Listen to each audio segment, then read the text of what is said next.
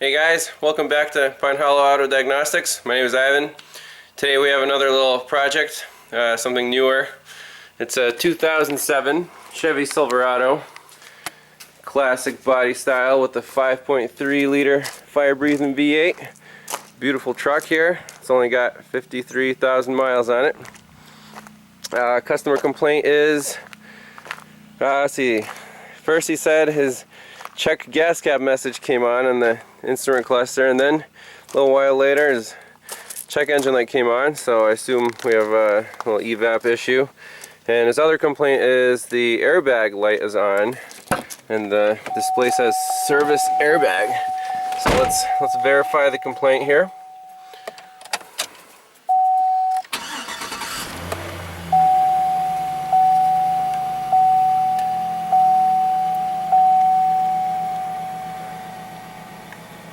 Yep, service airbag. There's the airbag light right there. And there's our check engine light. So let's plug in the Verus and see what we can come up with. Okay, here's our Verus home screen. So I actually already input the vehicle, and the way I do it, if it's a new vehicle I haven't worked on before, you go to scanner, and then you can go through all the menus here, but I like to do VIN entry, since in the for future reference you will have the VIN stored in your history, and it'll quickly find your vehicle without going through all the options and having to look up numerous features. And so anyways, that's the way I do it. So in this case I already scanned it, so let's go to vehicle history. There's our Chevy Silverado. Activate. So there it's showing that it's active. Scanner. Let's turn the key on. Alright. So sometimes even the VIN, all these options are the same VIN here. So it is Silverado 4-wheel drive. And yeah, okay. Alright, what do you want to start with? Let's read the engine codes. No adapter required. Codes, display codes. Alright, so just like we suspected, we have an evap small leak and evap large leak. Okay, well usually it sets only one of those two, but in this case we have both. Now let's go and take a look at the airbags, see what code we have there, and we'll decide what we want to start with first. Let's see, airbag. Okay.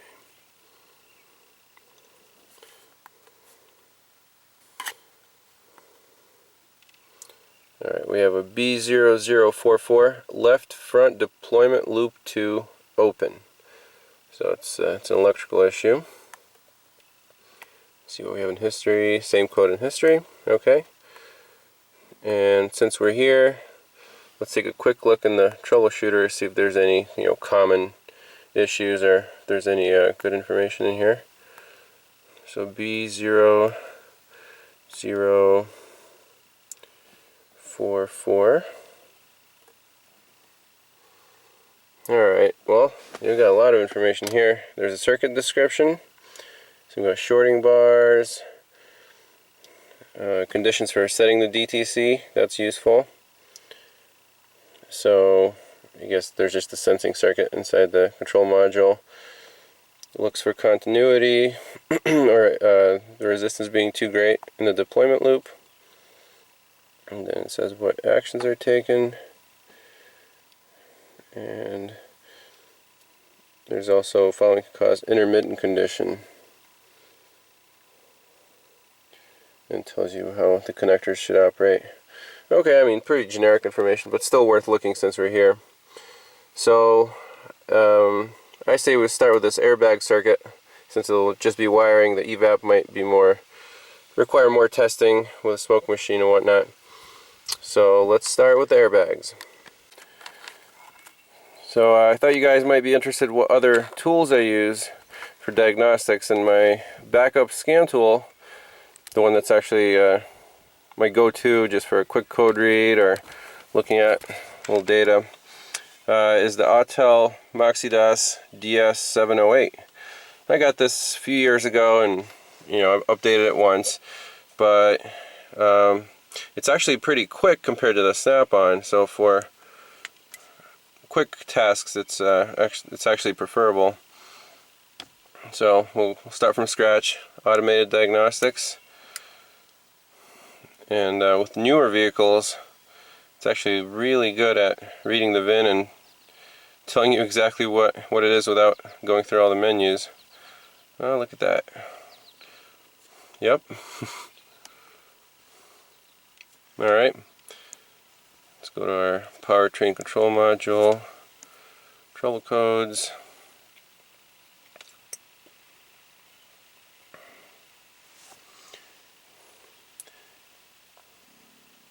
So that's interesting. It's saying last test passed. This ignition not ran. Failed and passed. Page down.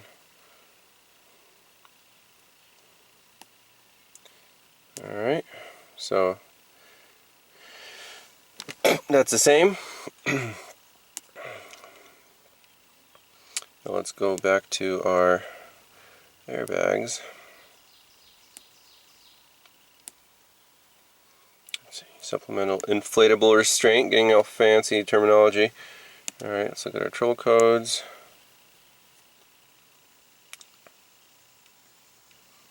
Yep, same code. And just for kicks, let's see what data we can see here.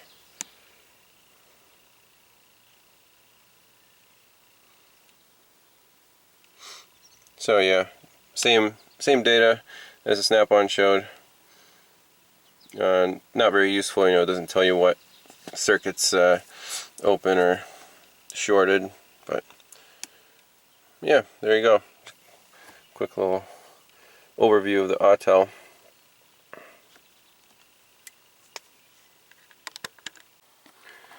So first, let's pull up a wiring diagram for the airbag circuit.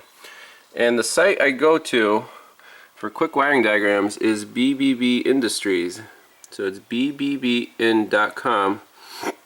And this is a great site, especially if you're not subscribed to All Data or Mitchell, to get your T's, B's, and wiring diagrams. And it's, the search engine is actually really simple and efficient, unlike the paid programs. So let's put in our vehicle here, 2007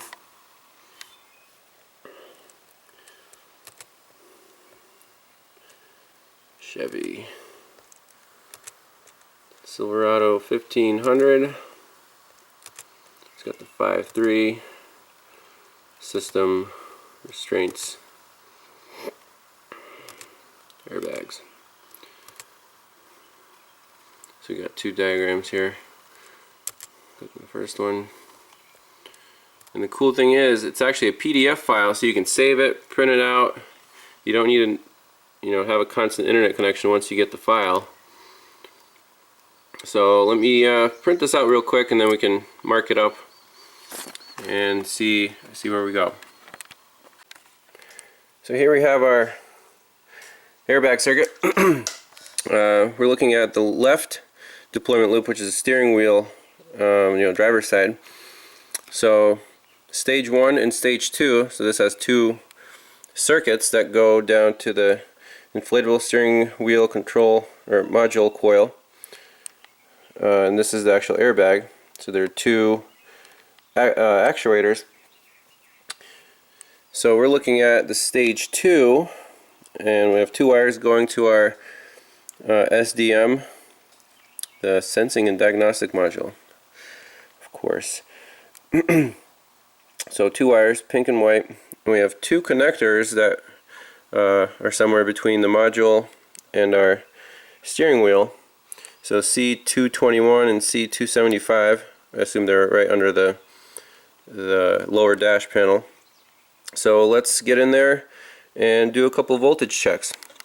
So we're looking for from the Snap-on troubleshooter, it said the code will set if the high side voltage is less than 2.4 volts, or if there's greater than 6 ohms resistance through the stage 2 circuit. So basically we can maybe unplug one of these connectors and do a resistance check of the actuator itself. But if the problem is in the connector and we unplug it and plug it back in and the problem goes away, well, I guess that'll tell us one thing.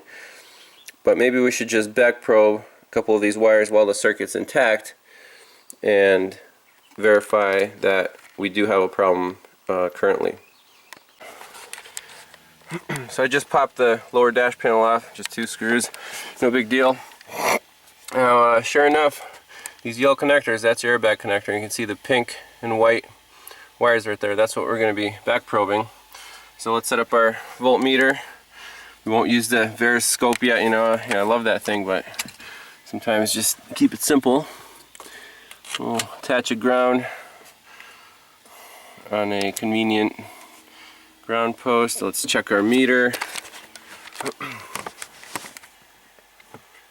Keep a couple T-pins back here for convenience. Alright. So we can check our meter works.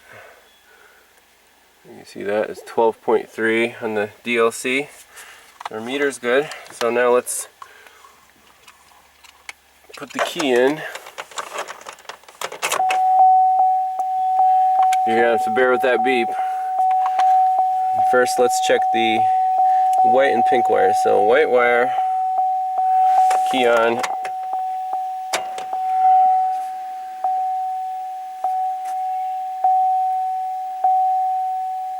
.330 millivolts, and our pink wire is 0.4 volts. So, well, we don't exactly know what the correct voltages are, but since we have 2 stages here, why not check the other one and see what that reads, and that should be a known good. So let me get the wiring diagram and we'll see which wires we need to back probe.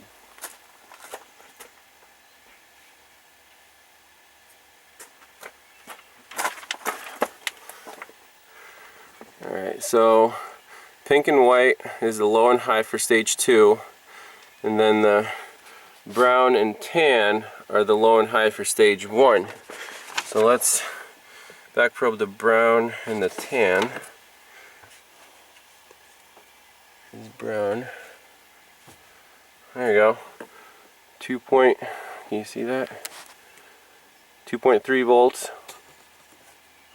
There you go. So that's brown. And tan is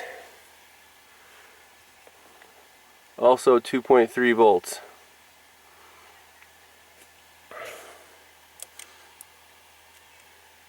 .3.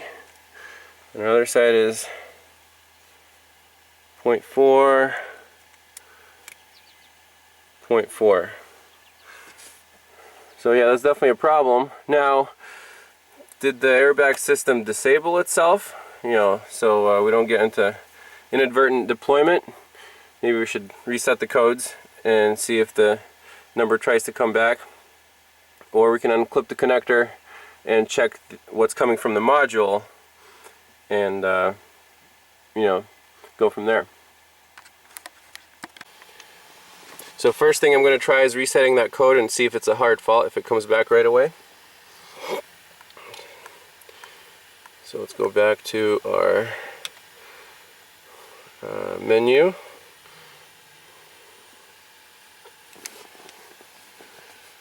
Should probably reconnect our scanner.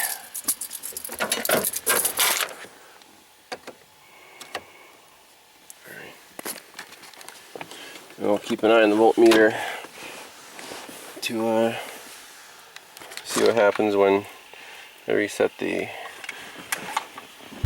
code.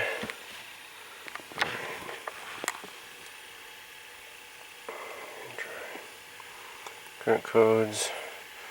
Yep, that's what we got before, so let's reset it. Clear codes. Yep. Okay, continue. The voltage did not change. And we still have a hard fault, so that should be easier to track down. We only have 0.4 volts coming from the module. So let's unplug that connector and check both sides. So as you can see, I disconnected the connector, and the safety mechanism here is they have these shorting bars. See right in between the terminals, these copper color things that just short out the two sides going to the airbag, so to prevent any accidental deployment, just a safety issue. So this is the harness side going to our module. So let's see what the voltages are in those wires with the key on. Right now I am on the pink wire, which is the low control.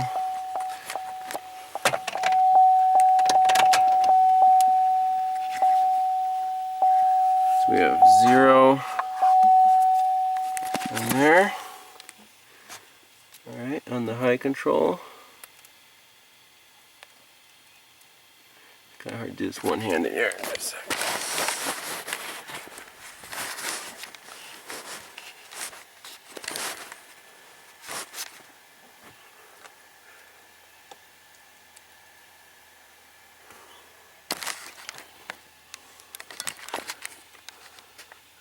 What do we have on our white wire? It's all over the place. Well, let's check the other side.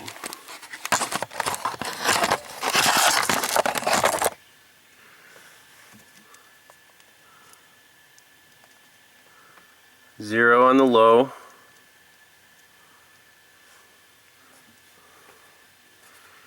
So in cases like this is where a scope is really nice. I mean, what are you going to make out of this? Is it trying to diagnose itself or what? So, but in any case, they're the same, the low and the high control. So now I say we just measure the resistance going to the steering wheel module of the two circuits. So now we're measuring the resistances in the two circuits going to our steering bag module, and just T-pin the connectors here. We're showing 0 ohms right now, but obviously because the shorting bar is doing its thing and shorting out the circuit. So what I'm going to do is move the shorting bar with a screwdriver, and we're going to see the resistance of the airbag. Now this is the known good stage. So move it. Let it stabilize. So about 2.9 ohms. And I've seen that before in Chevys. That's a good number. Now let's move our T-pins to the other suspected bad circuit. Okay, we have 0 ohms. Move the shorting bar.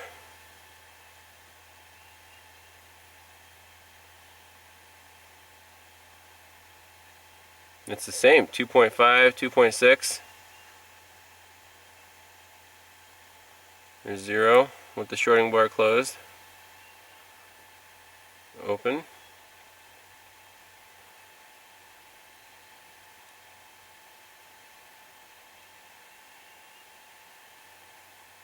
About 2.7 ohms. So we don't see an obvious problem here. It is possible, there is a thing, a TSB out on this, that the connector itself can be a little finicky with this orange clip and the shorting bars getting in the way. So let's reconnect it and see if we still have the same voltage readings. Alright, back on our voltage scale. Let's turn the key on. Measure the voltages again.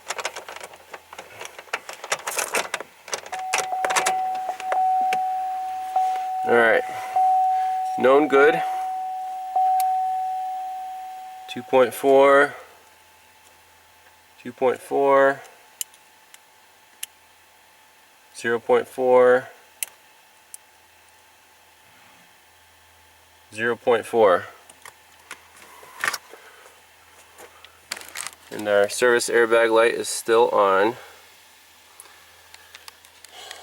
Alright, where do we go from here?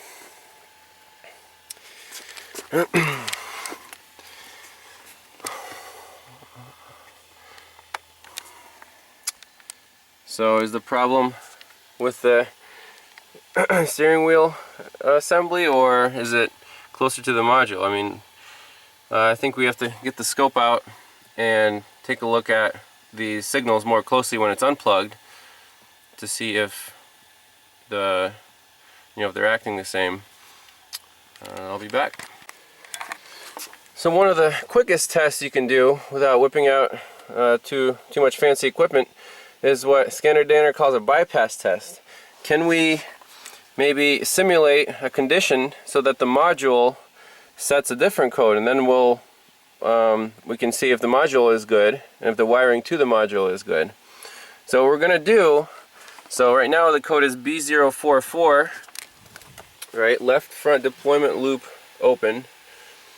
What if we just short the loop out? There's also a code for shorting, a short circuit. So what I have here is just my pins that were in there before measuring resistance. So what I'm going to do is connect them together. Don't worry, airbag's not going to pop. So let's see what happens.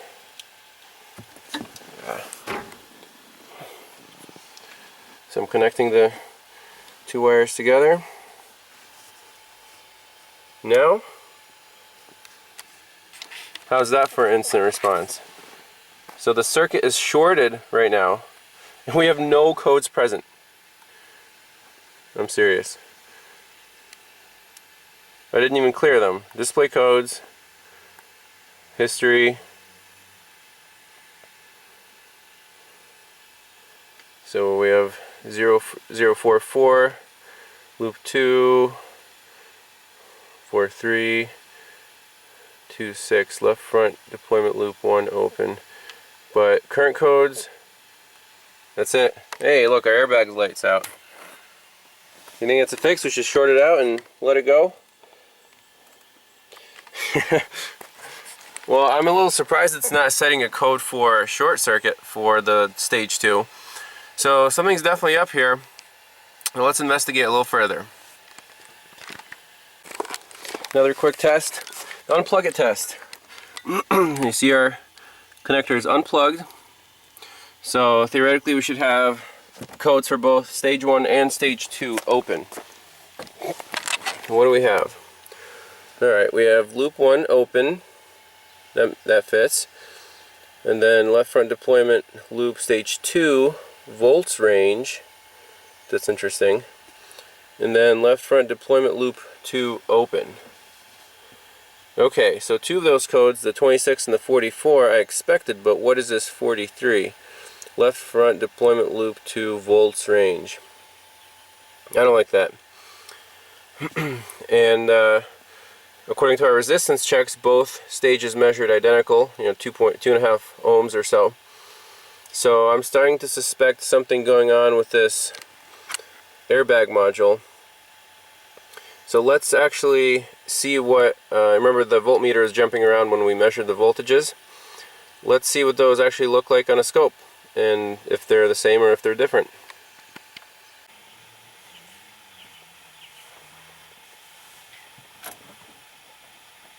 Alright, first wire, let's do brown.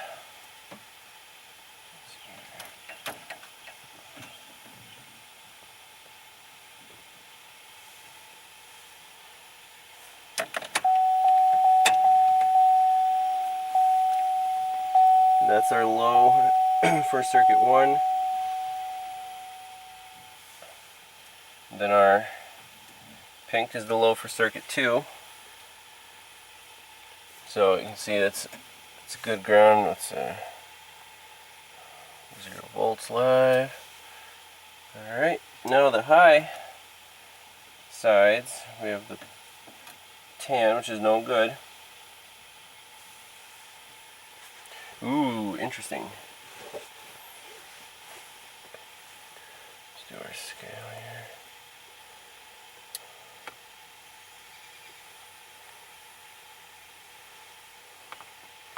So we have a,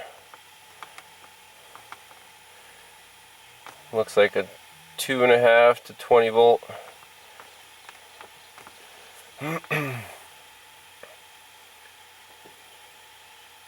sawtooth wave,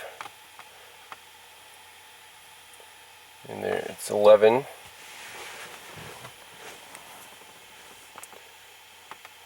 No, it's sorry, 3.6 minimum, 21 volts maximum. Very interesting. Now let's try the other one. So the voltmeter won't tell you this, you know. There is a lot of value to using a scope for some of these measurements, especially with a varying signal. And our time base is, you know, 1 second, so it's not that quick. But turn these dome lights off.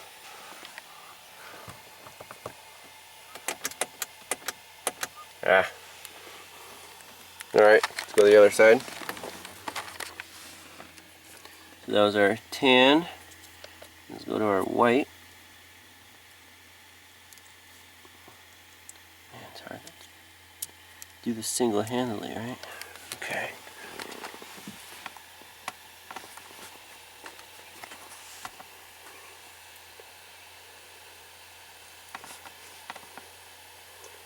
What do we have here? A 2-second screen. It's a much slower signal, but the amplitude looks to be minimum of 5.7 to, let's refresh the min-max, looks like 21.6. So the signals are different. Now I don't know if that's good or not good. And why did we have a code for loop 2 volts range?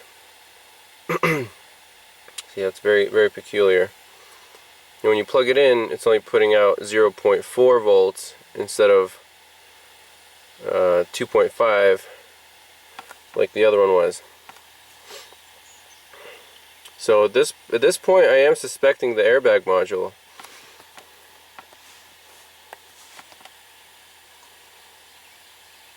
Maybe we should graph them on 2 channels and just compare the two.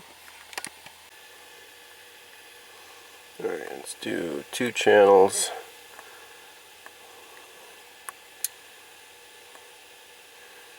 Five volts per division.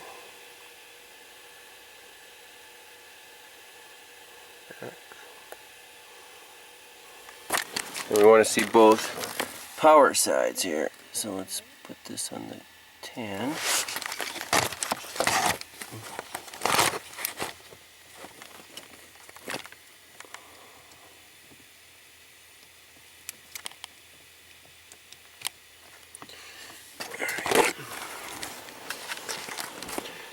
Alright, there you go. I hate waveforms that run across. Let's just trigger it. Auto.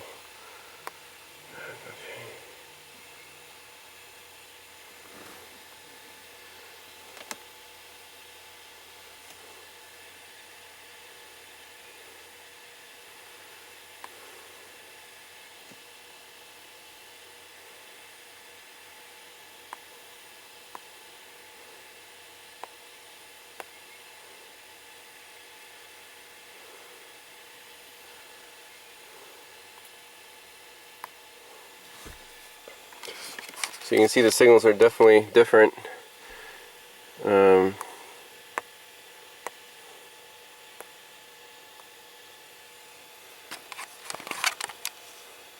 So the green is, we can call it known good, or is it the yellow? The green is no good. So if we put them on top of each other, you can see that the yellow one's not going down as far, and the frequency is about 3 times less than the green. So yellow is the one that's causing the issue. Now I'm curious to check maybe the passenger side low and high circuits, since I think it's set up the same way. Stage 1, stage 2.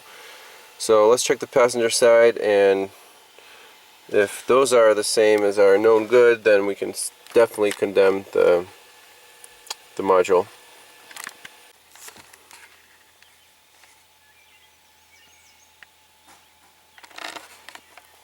So I dug out the airbag module here. It lives under the driver's seat instead of rooting around the other side of the dash, and let's just go to the source. So what we can see on the connector on this side are the control wires. So we already know the tan and brown, and then the white and pink. So that's for the driver's side. And then for the passenger side, we have a orange and yellow, and also a gray and purple, according to our diagram. And what we're interested in is comparing the high control wires. So our suspect wire is the white one, stage 2 high control.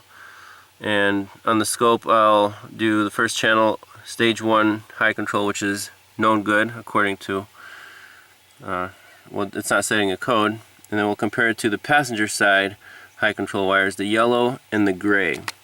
So let me hook everything back up, and we'll just go through those 4 and compare them.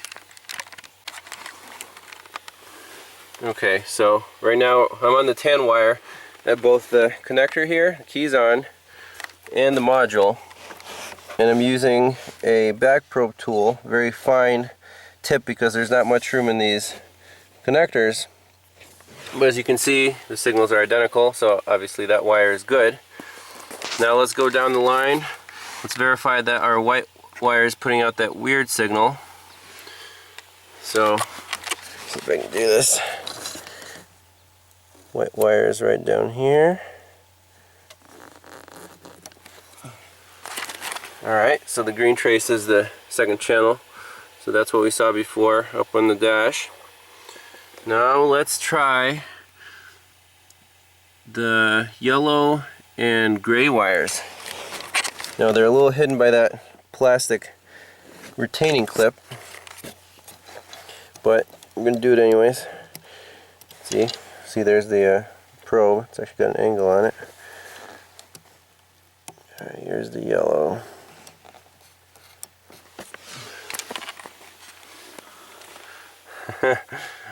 Okay, interesting.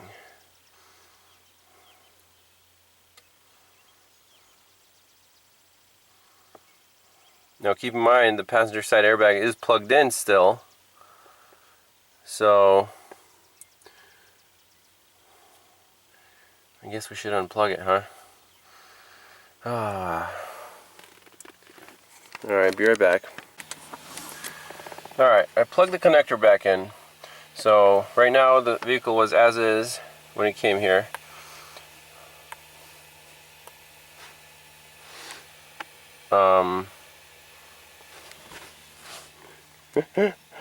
Oh man, now everything's plugged in and we have no codes. What the heck? This is crazy.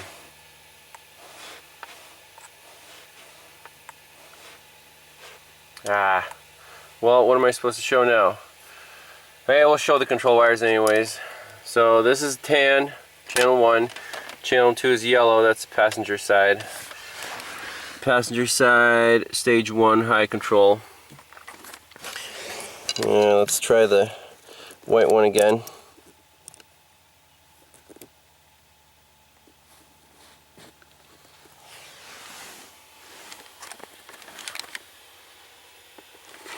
So the white one is stage 2 high control.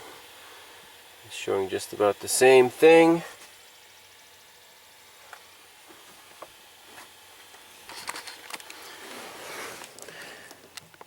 And just for reference, tan wire.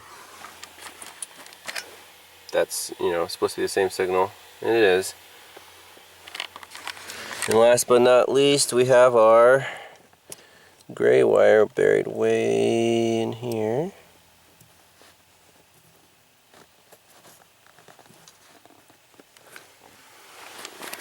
That looks about like that.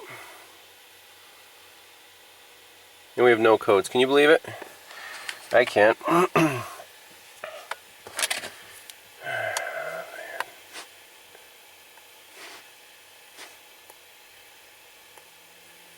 No codes present.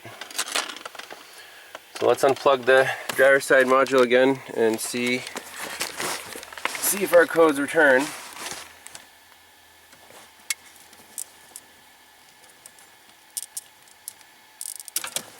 Okay. Check. Whoa! Oh! See that? First we had two. Left front open and left front loop 2 open, and then the 43 came back with the volts range code. So let's plug this back in. This is nuts.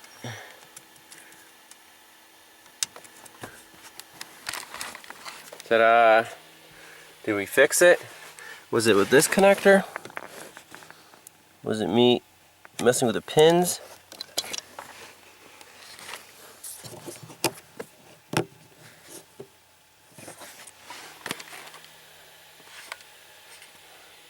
No, it's going berserk. Since I kind of moved the connector around, but well, I think we might have a pin fitment issue in this connector because it doesn't feel like it's sliding in very tightly. So I'm just gonna tighten up that one pin that we had the code for, and well, hopefully this vehicle's fixed, at least this issue. Stay tuned for the evap repair.